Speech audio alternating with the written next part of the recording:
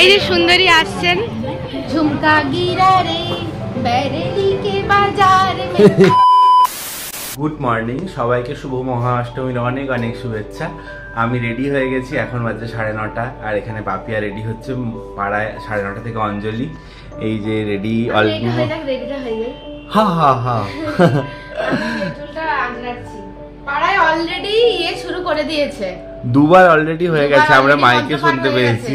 আবার যখন আমি স্নান করছিলাম তখন আমি শুনতে পাচ্ছিলাম যে অন্য পাশের পাড়ার তার অলরেডি পুষ্পাঞ্জলি শুরু হয়ে গেছে, তার হয়তো শেষও হয়ে গেছে। আমাদের শুরু হয়েছে এখন কটা বাজে? 9:30 মতন বাজে। এখন 9:30 বেজে গেছে, 9:35-40 বাজে। আর আমি শুনেছিলাম আমাদের ঘরে মানে সাহু বাড়িতে, আমার বাপের বাড়িতে আর কি, তো সেইখানে 9টার সময় পুষ্পাঞ্জলি শুরু হবে, আর এখানে কথা ছিল 9:30 শুরু হবে। তো এখানে 9:20 স্টার্ট হয়ে গেছে। তো এখন চটপট করছি, চটপট করে যাবো পুষ্পাঞ্জলিটা দেবো। কেমন লাগছে? সুন্দর লাগছে বন্ধু তোমাকে। হ্যাঁ, গলায় কিছু এই যে এইটা করেছি গলায়, কানে এটারই সেট একটা, আর পলা পরেছি। আর শাড়িটা কেমন লাগছে? শাড়িটা আমার কিন্তু খুব ভালো লাগছে, আর হালকা কালারটা বেশ ভালো লাগছে। চলো প্রচুর দেরি, চল চল। পাড়ায় যখন গেলাম তখন একবার অঞ্জলি হয়ে আর একবার অঞ্জলি হওয়ার পালা, তাই আমরাও দাঁড়িয়ে পড়েছিলাম লাইনে। যেহেতু একদম শুরুর দিকে তখন ভিড় কিন্তু বেশ ছিল।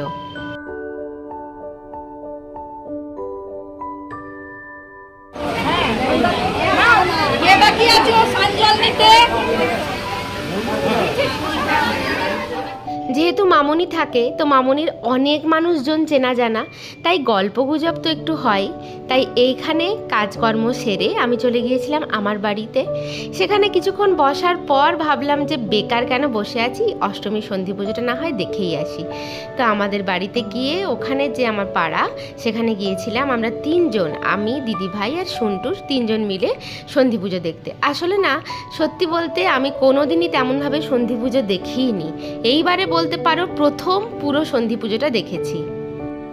সকাল থেকে আর ভিডিওই করা হয়নি। হোটেল থেকে ঘরে গিয়ে শুয়ে গেছিলাম, পুরো ঘুমিয়ে গেছিলাম। 8-8:30 সময় এখানে আবার আমার এখানে এসেছিলাম সাহু বাড়িতে। তো সেখানে কাটিয়ে এখন বাজে 11টার সময় আমরা যাচ্ছি খড়গপুর ঘুরতে। আজকে অষ্টমী, তোমরা কেমন কাটালে অবশ্যই কমেন্ট করে জানি। আর বাবু কেমন সেজেছে সেটা তোমাদেরকে তো সারাদিন দেখানোই হয়নি। বাবুর সাজটা এই যে দেখো, 1 মিনিট হয় নাকি দেখি, লিপস্টিক পরা নেই তো দেখি না, একটু দেখি। আচ্ছা ঠিক আছে, এখন দেখাবে না বাবু, লিপস্টিক পরবে তারপরে। আর আমার ড্রেসটা কেমন পাবে একটু দেখি দে। আজকে সবাই ব্ল্যাক, সবাই আমরা ব্ল্যাক, সত্যি সবাই আমরা ব্ল্যাক। এটা কিন্তু মানে ঠিক ছিল না, কোইন্সিডেন্স। কেমন লাগছে?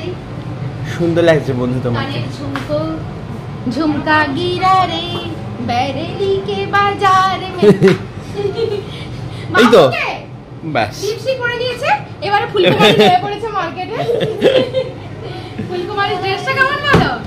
ও বাবা রে, আমি দাঁড়িয়ে আছি এখানে, তুই নাচছিস ওখানে, আমি নাকি ঢাই করে দিয়ে দিলাম। চলো চলো। যেহেতু আমরা বেরিয়েছিলাম প্রায় 12টা নাগাদ, তাই জন্য খিদে তো প্রচুর পাচ্ছিলই। তাই প্রথমে রিহার্সাল নিয়ে নিয়েছিলাম, প্রথমে খাবো তারপরে ঠাকুর দেখা দেখি। সে ঠাকুর যদি দুটোও দেখা হয় তাও বাঁচে ভালো, কিন্তু প্রথমে খেতে হবে। খিদে পেটে কোনো রকমভাবেই ঘোরা যাবে না। আমরা বিরিয়ানি নিয়েছিলাম আর কাবাব নিয়েছিলাম। খড়গপুরে একটা নতুন রেস্টুরেন্ট খুলেছে রাজনবাবী, সেখানেই গিয়েছিলাম। খাবার দাবার বেশ ভালো ছিল, তাই জমিয়ে খেয়ে দিয়ে আমরা ঠাকুর দেখা শুরু করেছিলাম। জানো তো, প্রত্যেক বছর খড়গপুরে ঠাকুর দেখতে আসি, তাও রাস্তা আমরা দুজনেই কেউ ঠিকঠাকভাবে জানি না। তাই প্রত্যেক বছর আসার আগেই দিদিভাইরা যেমনটা বলে কোনখানের পর কোনখানটা দেখতে হয়, সেই অনুযায়ী আমরা ফোনে লিখে আনি, সেই অনুযায়ী আমরা ঠাকুর দেখা শুরু করি।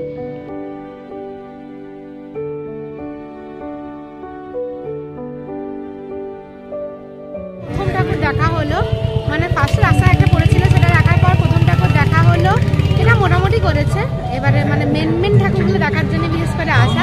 এত রাতে এই প্রথম ফার্স্ট টাইম এত রাত্রে গেলে ঠাকুর দেখতে আসে। আর এই যে পানখোর পান খাচ্ছে, বলেছিস? আমরা এখন এসেছি বেনাপুরি ঠাকুর দেখতে। কিরে আমরা এই প্রথম, ভালো করে দারুণ করেছে। চলো যাওয়া যাক। এই যে বেনাপুর লেখা আছে, যে গাবুল, গাবুলরা এসে ধরা পড়ে গেছে, লুকিয়ে দাঁড়িয়েছিল। এই যে গাবুল, গাবুলরা লুকিয়ে দাঁড়িয়েছিল, ধরা পড়ে গেছে। গাবুলদের সঙ্গ পাঙ্গরা এখানে আছে।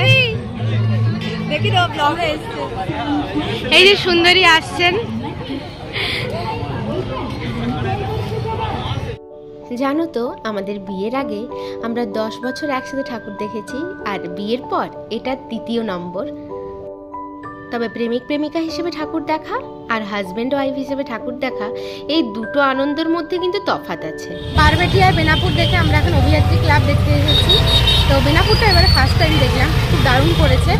আর এখন দেখছি অভিযাত্রী ক্লাব ঢুকছি, এটা প্রত্যেক বছর এটা তো দেখি। এই সত্যি এখানে পান পাওয়া যায়, দেখ বেশি তাড়াহুড়ো করে খেতে গেছিস, মৌরি পান খেয়েছিস। তো এটা একদম ভালো হয়নি। হ্যাঁ কি রে, আসলে বেনাপুরটা খুব ভালো করেছিল। হ্যাঁ এটা ভালো করে, কিন্তু ভালো তো করে। চল দেখে নি, এতটা এসছি।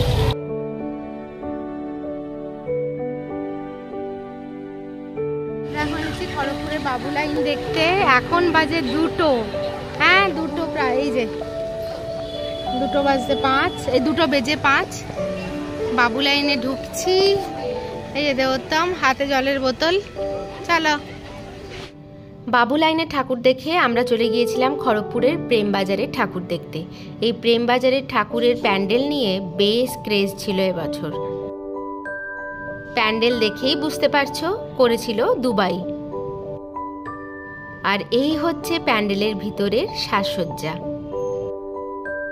আমার তো বেশ ভালো লেগেছিল। তোমরা কারা কারা মিদনাপুরে থাকো বা খড়গপুরে, তারা কারা কারা ঠাকুর দেখতে এসেছিলে, এই মণ্ডপটা দেখেছিলে, অবশ্যই কমেন্ট করে জানিও। আর এটা হলো খড়গপুরের রথতলার প্যান্ডেল। খুব সুন্দর বানিয়েছিল জানো তো, ভেতরে বেশ কয়েকটা ছবিও তুলেছিলাম, বেশ মন মতন হয়েছিল।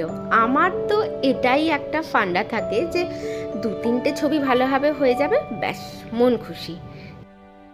সেদিন ঠাকুর দেখে বাড়ি ঢুকতে ঢুকতে প্রায় বেজে গিয়েছিল ভোর 4টে।